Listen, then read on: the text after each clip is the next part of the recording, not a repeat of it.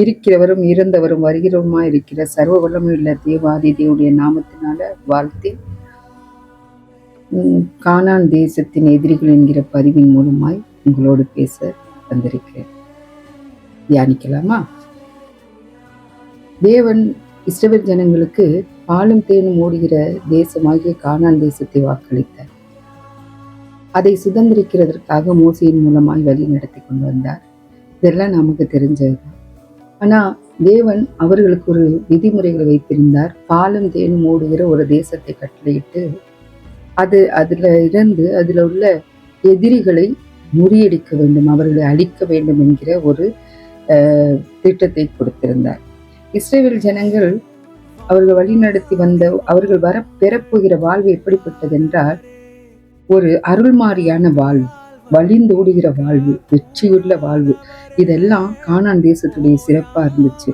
பின்மாரியும் முன்மாரியும் பெய்யக்கூடிய ஒரு நல்ல ஒரு வாழ்வை தேவன் அவர்களுக்கு கட்டளையிட்டிருந்தார் தேசத்தை. அதை நம்ம உபாகமம் 10ஆம் அதிகாரம் 14ஆம் வசனத்திலும், யாத்ராகமம் 3ஆம் அதிகாரம் 8ஆம் வசனத்திலும் நாம் வாசிக்கலாம். இந்த வாழ்க்கையை சுதந்திரிக்க போகிற அவர்களுக்கு 7 கானானிய எதிரிகளை விரட்ட வேண்டும் என்று தேவன் ஒரு கட்டளை கொடுத்திருந்தார். அந்த எதிரிகளை தேவன் அவருடைய சமூகத்தை விட்டு விரட்டி அடிக்க வேண்டும் என்று சொல்லியிருந்தார். அந்த எதிரிகளை தியானிக்கலாம். அவர்கள் எப்படிப்பட்ட எதிரிகள், அவர்கள் மூலமாக நாம ஆவிக்குரிய வாழ்க்கையில கற்றுக்கொள்ளக்கூடிய பாடங்கள் என்ன என்பதை நாம் பார்க்கலாம். கானானியர், ஏத்தியர், ஏவியர், எபூசியர், கீர்காசியர், எமோரியர், எபூசியர் என்கிற 7 எதிரிகளை வைத்திருந்தார். அந்த எதிரிகளை துரத்தணும்.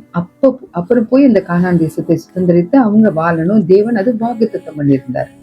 ஆனா இவர்கள் என்ன செஞ்சாங்க? அதை திறத்தலை. அவங்கள விரட்டல, முழுமையாய் விரட்டி அடிக்கவில்லை. ஏன்னு சொன்னா அவங்களுடைய பண்புகளை, அவங்களுடைய எல்லா காரியங்களையும் இவர்கள் கற்றுக்கொண்டார்கள். அதன் மூலமாக என்ன செய்ய முடியல, அவங்களுக்கு இவர்களை துரத்த முடியவில்லை. இதை நாம் உபாகமம், இந்த 7 எதிரிகளை குறித்து உபாகமம் 7ஆம் அதிகாரம் 1ஆம் வசனத்துல நாம் பார்க்கிறோம். சரி, கானானியர்கிட்ட இருந்த தேவனுக்கு பிரியமில்லாத காரியம் என்னென்று பார்க்கலாம். ஒவ்வொரு எதிரிகள்கிட்ட இருந்த காரியம், விபச்சார பாவத்தை அவர்கள் வைத்திருந்தார்கள். எப்படி என்றால், தேவனை விட்டு பின்மாற்றம் அடைகிற எல்லாமே நம்ம ஆவிக்குரிய வாழ்க்கையில பார்த்தா விபச்சாரம் தான். ஆனா கானானியர்களுக்குள்ள இருந்தது விபச்சாரம் என்கிற பாவம். அப்போ அவங்க வாழ்க்கையில இந்த பாவம் இருந்ததுனால தேவன் உங்களுக்குள்ள இருக்கக்கூடாதுன்னு சொல்லி ஆண்டவர் கட்டளையிட்டார்.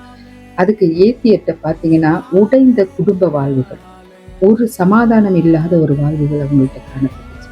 உடைந்த குடும்ப வாழ்வுல பார்த்தீங்கன்னா, தேவன் ஒரு குடும்பத்தை தான் வடிவமைத்தார். பரலோகத்துடைய ஒரு சாயலா குடும்பத்தை இது பண்ணார். சபையின் மாதிரிகளாய் குடும்பத்தை வச்சிருந்தார். ஆனா அதை உடைக்கிறது சாத்தானுடைய வேலை. இதுல அவர்கள் என்ன செஞ்சாங்க? குடும்ப உறவுகள்ல யாரையுமே எடுத்தறிஞ்சு பேசுகிறவர்கள் ஏத்தியர்கள் இருந்தார்கள். ஏவியர்கள், தந்திரவாதிகள், யாரையும் எப்படி வேண்டாலும் ஏமாற்றக்கூடியவர்கள். நாம இதுக்கு உதாரணத்துக்கு யோசுவா புஸ்தகத்துல 9ஆம் அதிகாரத்துல பார்த்தோம்னா, அவரை ஏமாத்துற அந்த காரியத்தை நாம் யோசுவாவை போய் ஏமாத்தி ஒரு உடன்படிக்கை பண்ணிக்கிறாங்க. இதை நாம பார்க்கிறோம். இப்படி இவங்க என்ன செய்யறாங்க? ஏமாத்து பேரொழிகளா இருந்தார்கள். அதனால இவர்களை தேவன் திருத்தார்.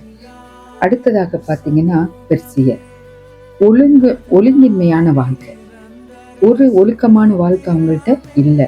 எப்படின்னு பார்த்தீங்கன்னா, தேவன் ஒரு வாழ்வின் ஒரு நோக்கத்தை, அடிப்படையை கரெக்டா ஒழுங்காய் அமைத்திருந்தார். இவங்க எப்படி வேண்டாலும் வாழலாம், எப்படி வேண்டாலும் இருக்கலாம் என்கிற கோட்பாடு உடையவர்களாக இருந்தார்கள்.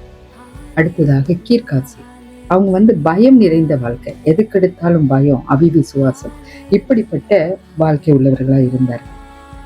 கீர்காசியர் இவங்க பயம், எதையும் நம்புறதில்ல, இந்த மாதிரி அவங்க வாழ்ந்துட்டு இருந்தாங்க. இதனால தேவன் அவர்களை விரட்டினார். ஏன்னா நம்ம தேவன் மேல மட்டும்தான் நம்பிக்கை வைக்கணும், பயப்படக்கூடாது. எப்படின்னு சொல்லி பார்த்தீங்கன்னா, பயப்படுகிறவர்களும் அவிவிசுவாசிகளும் பரலோக ராஜ்யத்திற்கு பிரவேசிக்க முடியாது என்று தேவன் நமக்கு சொல்லியிருக்கிறார் வெளிப்படுத்தின விசேஷத்துல. எமோரியர் இவங்க பெருமை, ரொம்ப பெருமையா வாழ்வாங்களாம். ஆண்டவர் எப்பவுமே பெருமை உள்ளவர்களை எதிர்த்து நிற்கிறார் வேதத்துல இருக்கு. பார்த்தீங்களா? ஏன்னு சொன்னா, எமோரியர் பெருமை நிறைந்தவர்கள். நாங்கள் அதை செய்ய முடியும், இதை செய்ய முடியும், எங்களால் எல்லாம் முடியும் என்கிற தேவ பயமற்று தன்னுடைய நாவு பெருமையாய் வாழ கற்றுக்கொள்கிறவர்கள் இவர்கள். இப்படிப்பட்டவங்கள்ட்ட இருந்து நாம் என்ன செய்யணும்? விலகி இருக்கணும்னு தான் இஸ்ரவேலரை தேவன் சொன்னார். இப்படிப்பட்ட எதிரிகளை எல்லாம் நீ விரட்டிடணும் அப்படின்னு சொல்லி. எபூசியர் இவங்க பார்த்தீங்கன்னா, எபூசியர் பார்த்தீங்கன்னா சுய நம்பிக்கை உள்ள வாழ்க்கைங்க. தாங்க மேல தேவனையும் நம்ப மாட்டாங்க, திருப்பி பக்கம் இருக்கிறவங்க யாரையும் நம்ப மாட்டாங்க. எங்களால முடியும் கர்வம்னு சொல்லுவாங்கல்ல, அந்த மாதிரி இவங்க ஒரு வாழ்க்கை வாழ்ந்தாங்க. இவங்களுடைய வாழ்க்கையெல்லாம் தேவனுக்கு பிரியம் இல்லாத இருந்துச்சு. ஏன் பிள்ளைங்க, ஏன் ஜனங்கள் கெட்டு போயிடக்கூடாதுன்ற அந்த காரணத்திற்காக அவங்க என்ன செஞ்சாங்க? தேவன் இவர்களுக்கு ஒரு கட்டளை கொடுத்தாரு. உபாகம் 7:1 இவர்களை எல்லாம் உங்க எல்லையில இருந்து எல்லாரையும் விரட்டுங்க. நான் கொடுக்க போகிற பாலும் தேனும் ஓடுகிற வழிந்தோடுகிற வாழ்க்கையை நீங்க பெற்றுக்கொள்ள வேண்டும் என்றால் இப்படிப்பட்ட எதிரிகளை நீங்க உங்ககிட்ட விட்டு அப்புறப்படுத்த வேண்டும் என்று தேவன் சொல்லியிருக்கிறார். தேவன் ஆவிக்குரிய இஸ்ரவேலராகிய நமக்கும் இப்படிப்பட்ட காரியங்களை 7 எதிரிகள் நம்மளை சுற்றியே நம்ம கண்ணுக்கு தெரியாம இருந்துகிட்டு தான் இருக்கிறாங்க. பார்க்கலாம். எப்படின்னு சொன்னா, விபச்சார பாவம் கானானியர்களுக்குள்ள இருந்தது. எப்படிப்பட்ட வாழ்வு அவங்களுக்கு? நம்ம ஆவிக்குரியவர்கள் எப்படின்னு சொன்னா, சரீரம் மூலமாய் பண்ணுகிறது அல்ல விபச்சாரம், கண்களின் மூலமாக. புதிய ஏற்பாட்டுக்கு நீங்க வந்துட்டீங்கன்னா, இச்சையோடு பார்ப்பது என்னவா? விபச்சாரமா? இப்படி இருக்கும்போது இதுல நம்ம சுய கட்டுப்பாடு உள்ளவர்களாய் நாம் இருக்க வேண்டும். தேவனுடைய சமயத்துல அப்படிப்பட்ட பாவத்தை இப்ப சரீரத்தை நம்ம எதையும் இச்சிக்க கூடாது, யாரையும் எதையும் அதிகமாய் தேவனை விட நேசிக்க கூடாது. இப்படிப்பட்ட காரியத்துல நாம கவனமா இருக்க வேண்டும். ஆவிக்குரிய இஸ்ரவேலர்கள் குடும்ப உறவு குடும்ப உறவு அந்த உறவை நாம எப்படி பாதுகாத்துக்கிறோம்? ஏத்தியர் உடைந்து போன குடும்ப வாழ்வு. அநேக குடும்பங்கள் பிரிவு, சகோதரன், தாய், தகப்பன்மார் இவங்கெல்லாம் நல்ல ஒரு உறவுல இருக்கிறதே இல்லை, பேசிக்கொள்றது இல்லை. எத்தனை பேர் தன் சகோதரனோடு சகோதரியோடு பேசிக்கொள்ளாம இருக்காங்க, தாய் தகப்பனோடு பேசிக்கொள்ளாம இருக்காங்க. இதெல்லாம் பிசாசுடைய தந்திரங்கள். பிரியமானவர்களை, இதுல நாம என்ன செய்யணும்? கவனமா இருக்க வேண்டும். நம்முடைய வீட்டுல உள்ளவர்களுக்கு நாம சாட்சியா இருக்க வேண்டும். எந்த உறவையும் முறித்து விடக்கூடாது. தேவன் அதை தான் சொல்றாரு. பாதுகாக்கப்பட வேண்டிய எல்லாமே உறவுகள் நம்மோடு இருக்காங்க. அதை பாதுகாக்க வேண்டும். நம்முடைய வார்த்தைகளால எடுத்தெறிஞ்சு பேசி எந்த குடும்ப உறவையும் உடைக்கக்கூடாது. ஏத்தியர்கள்ட்ட இந்த இது இருந்துச்சு. நம்ம இதை பார்ப்போம்னா, ஏசா இந்த இடத்துல போய் பெண் கொண்டதுனாலதான் சாரா ரெபேக்காலுக்கும் ஈசாக்குக்கும் மனநோவா இருந்தான்னு நம்ம பார்க்கிறோம். அடுத்ததாக பார்த்தீங்கன்னா, தந்திரவாதி ஏவியர்கள். இந்த தந்திரவாதம் அதிகமா நமக்குள்ள காணப்படுகிறது. யாரையும் எப்படி வேணாலும் பேசிட்டு, நான் அப்படி பேசலைங்க, இப்படிதான் பேசுவேன், இந்த மறுபடி பேசுகிற வார்த்தைகள் கிறிஸ்தவர்களுக்கு இருக்கு. எப்படின்னு சொன்னா, வேதத்துல சொல்லுகிறது, ஒருவன் சொல் தவறாதவனா இருந்தால் அவன் பூரண புருஷனா இருக்கிறான். நாம எல்லா விதத்திலும் தவறலாம், ஆனா நம்ம எதுல தவறக்கூடாதான்? சொல்லுல வாக்குல தவறக்கூடாது என்று வேதம் சொல்லுகிறது. அப்போ நாம எப்படியும் தந்திரவாதிகளா, ஏமாற்று பேரொழிகளா நாம் இருக்கக்கூடாது. யாக்கோபு 3:2 நாம் காணிக்க வேண்டும். நம்முடைய நாவு செம்மைப்பட வேண்டும். இல்லாட்டி என்னாகுமா? ஆஸ்தி வர மாட்டம் கண்டு விடுமா? நம்முடைய வாழ்க்கையில அநேக நேரத்துக்குள்ள நான் இப்படி பேசல சிஸ்டர், உங்களை நீங்க தப்பா புரிஞ்சுக்கிட்டீங்க அப்படின்னா நம்ம சொல்றோம். சரியா? தப்பா புரிந்து கொள்ளுகிற அளவிற்கு நாம பேசக்கூடாது. நம்முடைய நாவு நேர்த்தியாய் பேச, எதையும் நிதானமாய் பேச கற்றுக்கொண்டவர்களாய் இருக்க வேண்டும். அடுத்ததாக பார்த்தீங்கன்னு சொன்னா, பெர்சியர் ஒழுக்கமின்மை வாழ. எப்படி வேண்டாலும் வாழலாம், அப்படி அல்ல. கிறிஸ்தவ வாழ்க்கைக்கு ஒரு நன்னெறி இருக்கு. உலக வாழ்க்கை வேறு, கிறிஸ்தவ வாழ்க்கை வேறு. கிறிஸ்துவுடைய வாழ்க்கைக்குள்ள நாம வந்துட்டோம்னு சொன்னா, உலகத்துல இருக்கிற சிற்று இன்பங்களை வெறுக்கிறவங்களை காணப்படும். ஏன்னு சொன்னா, அதற்கு அழைக்கவில்லை. நம்ம உலகத்தாரோடு நம்ம அழைக்கப்படவில்லை. நம்ம கிறிஸ்துவுக்குள் வரும்போது நமக்கு நல்ல ஒழுக்கங்களும் பண்புகளும் இருக்க வேண்டும். உலகத்தில் செய்யறத நானும் செய்வேன், அங்கே சடங்காச்சாரமா என்ன செய்வாங்களோ அதை நான் சபைக்குள்ளேயும் செய்வேன். இது இல்லை. ஒழுக்கம் இல்லாத வாழ்வு தேவன் அருவருக்கிறார். ஒழுக்கமாய் வாழ வேண்டும். இஸ்ரவேலர் பாரம்பரியம் ஒழுக்கமான பாரம்பரியம். அதை நாம் ஆவிக்குரிய இஸ்ரவேலர்களுக்கு இன்னும் அதிகமான நன்மையான கோட்பாடுகள் இருக்கு. எப்படின்னு சொன்னா, நம்முடைய நடக்கையே பிறருக்கு எந்த விதமான துன்பமும் கொடுக்காததா இருக்க வேண்டும். அடுத்ததாக கீர்காஸ், பயப்படுகிற ஒரு வாழ்க்கை. தேவன் மேல நம்பிக்கை இல்லாதவங்க தான் என்ன செய்வாங்க? பயப்படுவாங்க. ஒரு சின்ன சின்ன விஷயத்தை கூட சொல்லுவாங்க, என்னாகுமோ, இப்படி நடக்குதே, இதெல்லாம் எனக்கு மட்டும் நடக்குதே, அப்படி பேசுவாங்க. இது எதனால வருகிறது? தேவன் தெரிந்து நம்பிக்கை இல்லாதனால. என் வாழ்வில் தேவன் எதை அனுமதித்தாலும் அது நன்மைக்காக இருக்கும் என்கிற நம்பிக்கையோடு இருக்கும்போது நமக்கு இந்த பயம் வராது. பயப்படுகிறவர்களும் அபிவிசுவாசிகளும் பரலோக ராஜ்யத்துல பிரவேசிப்பதில்லை. அதனால நாம நிதானமாய் தேவன் பேர்ல வைக்கிற நம்பிக்கையில நாம வாழ வேண்டும். 6வதாக எமோரியர்கள் பெருமையினால் நாம் நாம் தேவனுக்கு முன்பாக தாழ்மை உள்ளவர்களாக இருக்க வேண்டும் என்று வசனம் சொல்லுகிறது. நம் தேவனுடைய மகிமையை இழந்து விடக்கூடாதுன்னா நமக்குள்ள பெருமை இருக்கக்கூடாது. நீங்க பார்த்தீங்கன்னா பெருமைப்பட்டதுனால அது தேவதூதர்கள் கூட தன்னுடைய ஸ்தானத்தை இழந்துட்டாங்கன்னு நம்ம வேதத்துல பார்க்கிறோம். என்கிட்ட இருக்கிற எல்லாமே என் தேவன் எனக்கு தந்த ஈவு என்கிறது நான் இருக்கிறேன்.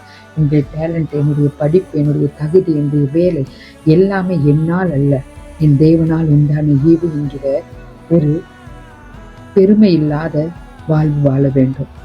எதற்கெடுத்தால் அவனோட நான் பெருசு, அவனை விட எனக்கு நல்லா தெரியும், இந்த மாதிரி ஒரு மேட்டின்மையோ பெருமையோ நமக்குள்ள வரக்கூடாது. இதையும் தேவன் வெறுக்கிறார். எபூசியர் சுய நம்பிக்கை, தன் மேல நம்பிக்கை வைக்கிறார், மனுஷன் மேலேயோ தன் மேல தன்னைக்கே சொல்லுவாங்களா ஓவர் கான்ஃபிடன்ஸ் வச்சுக்கிற கூடாது அப்படி சொல்லுவாங்களா, அது மாதிரி தனக்கே அதிகமான நம்பிக்கை வரணும்ல வாழ முடியாது. தேவனை எதற்கெடுத்தாலும் சார்ந்து கொள்ள வேண்டும். எல்லாம் என்னால செய்ய முடியும்னு சொல்லி கர்வம் கொள்ளக்கூடாது. எல்லாவற்றையும் தேவனை சார்ந்து இருக்கணும். அவர்கிட்ட எப்பவுமே நம்ம காலையில எந்திரிச்சு கற்றுக்கொள்ளுகிறவர்களை போல நாம் அமர்ந்திருக்கணும். வேதத்துல பாத்தீங்கன்னா நம்மை ரட்சிக்க வந்த வார்த்தையால உலகத்தையே சிருஷ்டித்த தேவாதி தேவன் நமக்கு மாதிரியாக அதிகாலை எழுந்து போய் பிதாவுடைய சமூகத்துல கற்றுக்கொள்ளுகிறதை போல காத்திருந்து கற்றுக்கொண்டார் என்று நாம் பார்க்கிறோம் வேதத்துல.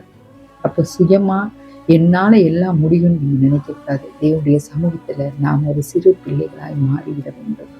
என்னால முடியாது, எப்படி அப்பா கையை பிடிச்சிட்டு தான் என்னால் நடக்க முடியும் அப்படி என்கிற அந்த அர்த்தமுள்ள ஒரு குழந்தைகளாய் நாம் மாறிவிட வேண்டும். தேவன் இஸ்ரவேல் மேல தேவனுக்கு ஒரே ஒரு குற்றச்சாட்டு தான் இருந்துச்சு. இந்த பாலும் தேனும் ஓடுகிற தேசத்து எதிரிகளை இவங்களை அடியோடு அழிக்க சொன்னேன், ஆனா இவங்க என்ன செய்யல, அதை செய்யல. இது தேவனுக்கு அவங்க கிட்ட இருந்த ஒரு குற்றச்சாட்டு இஸ்ரவேல் மேல. இன்னைக்கு நம்ம கிட்டையும் இப்படிப்பட்ட 7 விதமான பாவங்கள் காணப்பட்டு கொண்டுதான் இருக்கு. அடுத்ததாக ஒரு வாட்டி பார்த்துருவோம் என்னென்ன பாவங்கள்னு சொல்லிட்டு. பாத்தீங்கன்னா விபச்சார பாவங்கள், உடைந்த குடும்ப வாழ்வு, தந்திரவாதமான வாழ்க்கை, ஒழுங்கின்மையான வாழ்க்கை, பயம் நிறைந்த வாழ்க்கை, பெருமை நிறைந்த வாழ்க்கை, சுய நம்பிக்கை நிறைந்த வாழ்க்கை, இதெல்லாம் நாம ஜெயிக்க வேண்டும். இதெல்லாம் நாம ஜெயிச்சாதான் நம் தேவனுடைய சமூகத்துல கிட்டு சேர முடியும். அந்த பாலும் தேனும் ஓடுகிற அந்த அருள்மானியான வாழ்க்கையை நாம் சுமந்திருக்க முடியும். நாமளும் ஒரு இடத்துக்கு போக போறோம். இஸ்ரவேல் ஜனங்கள் எப்படி பயணப்பட்டு கானானுக்குள்ள நுழைஞ்சாங்களோ நாம எல்லாரும் பயணப்பட்டு பரம கானானுக்கு செல்ல காத்திருக்கிறவர்கள். நம் தேவனுடைய சமூகத்துல இப்படிப்பட்ட 7 காரியங்களை நம்மை விட்டு அகற்றி தேவனுடைய சமூகத்துல தாழ்மை உள்ளவர்களாய், அவரை அண்டிக் கொள்கிறவர்களாய், கிறிஸ்து என்கிற அஸ்திபாரத்தில் கட்டப்பட்டவர்களாய் வாழும்போது நாமும் ஜெயம் எடுத்து பரம கானானுக்குள் பிரவேசிக்க முடியும். கர்த்தர் உங்களை ஆசீர்வதிப்பாராக. நீங்க ஆசீர்வாதமாக இருக்கிறீர்கள். ஆமென்.